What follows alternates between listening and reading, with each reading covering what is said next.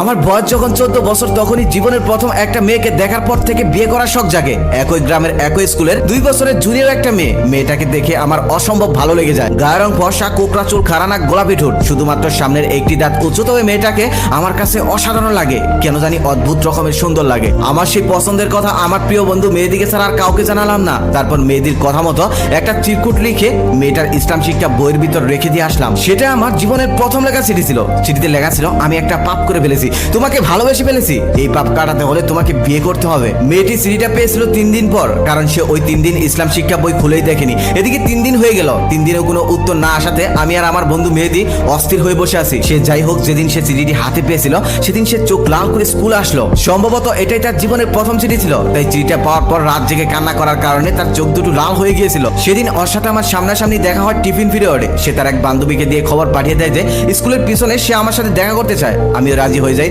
তারপর দৌড়ে চলে যাই স্কুলের পিছনে। মেয়েটা আগে থেকে সেখানে গিয়ে দাঁড়িয়েছিল। আমাকে দেখার সাথে সাথে সে আমাকে বলল, আপনি কি আমাকে ভালোবাসেন? আমি বললাম, বাসি। মেয়েটা তখন বলল, আপনার এই চিঠিটা নিয়ে গিয়ে যদি আমি হেডমাস্টারের কাছে নালিশ করে দেই, জানেন আপনার কি হবে? আমি তখন বললাম, জানবো না কেন, আমাকে পিটাতে পিটাতে একদম স্কুল থেকে মেন রুট পর্যন্ত দিয়ে আসবে। মেয়েটা তখন আবার বলল, তারপরেও ভালোবাসেন? আমি তখন বললাম, শুধু ভালোবাসি না, বিয়েও করতে চাই। মেয়েটা তখন আমাকে বলল, আমার তো বিয়ের বয়স হয়নি, মেয়েদের বিয়ের বয়স হতে 18 বছর লাগে, আর আপনারও বিয়ের বয়স হয়নি, ছেলেদের বিয়ের বয়স হতে 21 বছর লাগে। আমি তখন বললাম, তাহলে আমার যখন 21 হয়, তোমার যখন 18 হয়, আমরা তখনই বিয়ে করব। তখন মেয়েটা একটু আস্তে আস্তে বলল, সত্যি বিয়ে করবেন তো? আমি তখন বললাম, সত্যি বিয়ে করব। তখন মেয়েটা আবার বলল, তাহলে কথা দেন।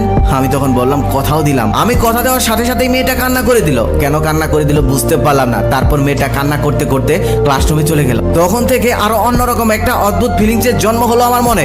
ভালোবেসে ফেললাম আমি ওকে। আমার প্রিয় বন্ধু মেহেদিদের পাশের বাড়ি ছিল ওদের বাড়ি, তাই আমার প্রিয় বন্ধু মেহেদিকে দিয়েই চিঠি আদান প্রদান করতে লাগলাম। এভাবেই চিঠি আদান প্রদান করতে করতে আমাদের ভালোবাসা 1 বছর কেটে গেল। 1 বছরের মধ্যে গ্রামের অনেকে আমাদের প্রেম সম্পর্কে জেনেও গেল। দুষ্ট ছেলে মেয়েরা গাছের মধ্যে লাভ এঁকে শাকিল প্লাস নিভা লিখে রাখতো। আমাকে দেখলেই নিভা নিভা বলে ডাকতো, আবার নিভাকে দেখলে শাকিল শাকিল বলে ডাকতো। কিছু বললে আরো বেশি করে বলতো, তাই কিছু বলতাম না। এরপর স্কুলের এক সাংস্কৃতিক অনুষ্ঠানে নিভা নাচলো। সেই নাচের গান ছিল বৃষ্টি পরে টাপুর টুপুর পায়ে দিয়ে সোনার নুপুর। সেদিন নাচটা দেখার পর আমার মনে হয়েছিল সত্যি সত্যি নিভাকে আমি একজোড়া সোনার নুপুর কিনে দেবো, আর সেগুলো পরেই সে নাচবে। তখন থেকে আমি আব্বার পকেট থেকে টাকা চুরি করতে লাগলাম নিপার জন্য সোনার নুপুর কিনে দেবো বলে। সময় যেতে লাগলো, টাকার পরিমাণও বাড়তে লাগলো, তবে সোনার নুপুর কিনে দেওয়ার মতো টাকা এখনো জোগাড় হলো না। এদিকে নিপা আমার জন্য একটি সবুজ রুমালে ফুলের আলপনা এঁকে লিখে ফেললো, ভুলো না আমায়। তারপর সেই রুমালটা আর একটা ঈদকাট ওর থেকে পেয়ে আমার সেদিন কিশোর বয়সে অবুঝ মনে চোখে জল এসেছিল। কিন্তু আমাদের এই অশ্রু জলের মধুর ভালোবাসা দীর্ঘস্থায়ী হলো না। নিপার জন্য সোনার নুপুর কিনে দেওয়ার আগে আমাকে মানচিত্রের অপর পাশে